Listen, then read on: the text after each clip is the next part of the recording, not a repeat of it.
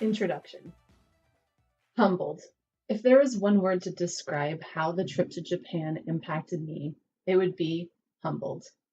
With any form of travel, people come into the country with preconceived notions of how it might be. Even with former USD Tokyo students reliving their experiences prior to the trip, there is no way to know how incredible Japan is without going yourself. I went on the trip to Japan without a research question in mind.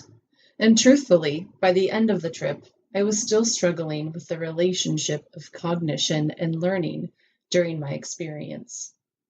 It was the people, rather than the question, that came to my mind. The people, the people, the people.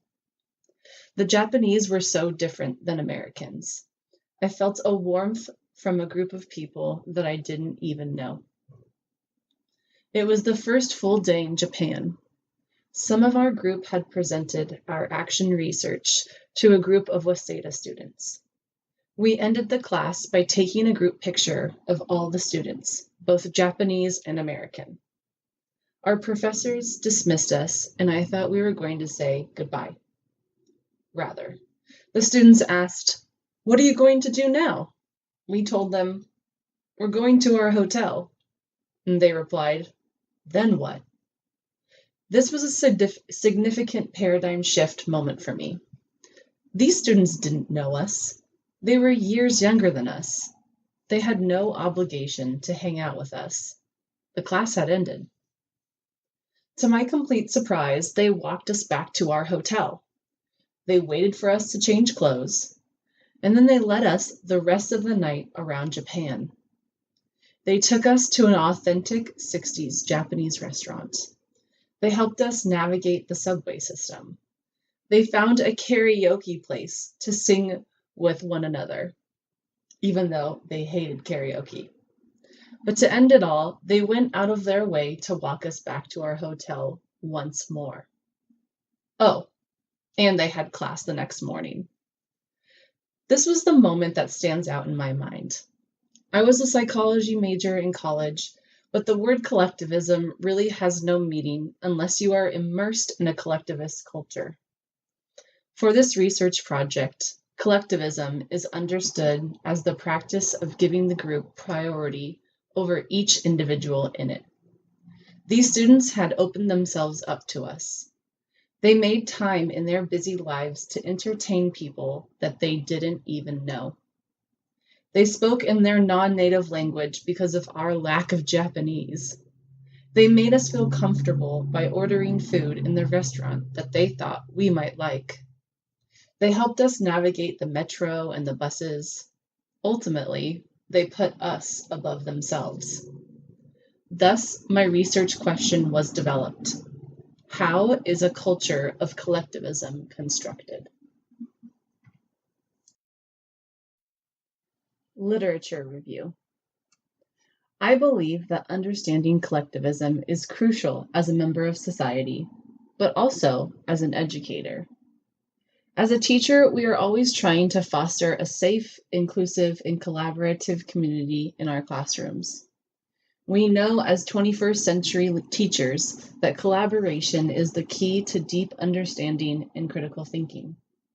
Therefore, I looked at 3 academic sources to gain insight on how collectivism is constructed.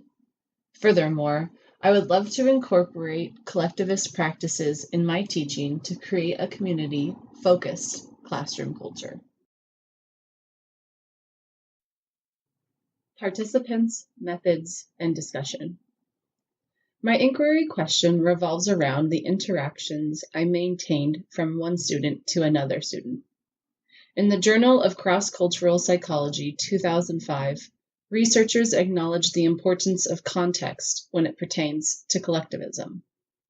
Research shows that individualist or collectivist relationships are dependent on the people or particular situations. For example, collectivist relationships are more common with family members, whereas individualistic relationships are more prevalent in business situations. For the sake of this research, I am focusing on strengthening collectivist relationships among students. Keeping that in mind, I would argue that collectivism is strongly correlated with cognitive processing. It is commonly accepted and proven that Western cultures are overall more individualistic, whereas cultures in Eastern Asia are more collectivist. In his book, Mirrors of the Mind, Dr. Inoue compares the two cultures' cognitive processes. He notes that the traditional Western way of thinking involves a one-directional model called reductionism. Reductionism is where reality is broken down into manageable pieces and then slowly beginning to understand those pieces one by one. Contrary to that, the Eastern Asian cultures warn that worrying about those pieces might make us lose sight of the whole. Gestalt psychology emphasizes the importance of embracing totality rather than reducing it to its components. The Waseda students that we interacted with saw our visit as a way to interact with other students different from themselves. They strived to connect with us and to understand us as people. The presentations were not the end goal. It was the beginning of a connection. Coming into the Waseda classroom, I just saw the presentation as a piece. It was just another step to complete, not understanding why I was truly there. In another study entitled Culture and the Self, Implications for Cognition, Emotion, and Motivation, researchers explained that specifically Japanese and Americans hold strikingly different construals of self, others, and interdependence of the two. Americans are more focused on self, the appreciation of one's difference from others, and the importance of asserting oneself.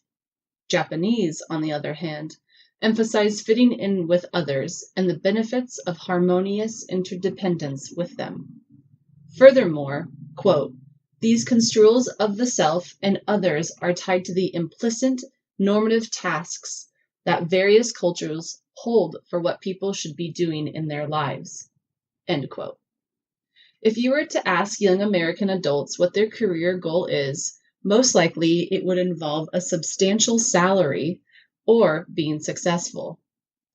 Now, if you were to ask Japanese adults what their career goal would be, most would say being a contributing member of society. In one of our presentations that we had at the community center, the vice principal emphasized the importance of classroom jobs. Assigning class roles allows students to feel like part of the community, which is closely connected to their sense of worth. Reflection. I would like to bring my presentation to a close by a quote from Confucius. Tell me, and I will forget. Show me, and I may remember. Involve me, and I will understand. Allison talked a lot about experiential learning theory before we went on this Tokyo trip. She explained that experience is the main driving force of learning. Although everyone interprets their experiences differently, knowledge is created through reflection of one's own experience. I believe as a classroom teacher who desires to create a classroom culture modeled after collectivism, the best way to encourage that mentality in my students is to involve them and model it for them. Reflection was a continuous learning activity that we observed during our lesson study. It is important to remember that experiences lead to observing and reflecting on those experiences. Then, new concepts are created based on our reflections. This guides future actions and new experiences, thus renewing the cycle of learning. Arigato gozaimasu.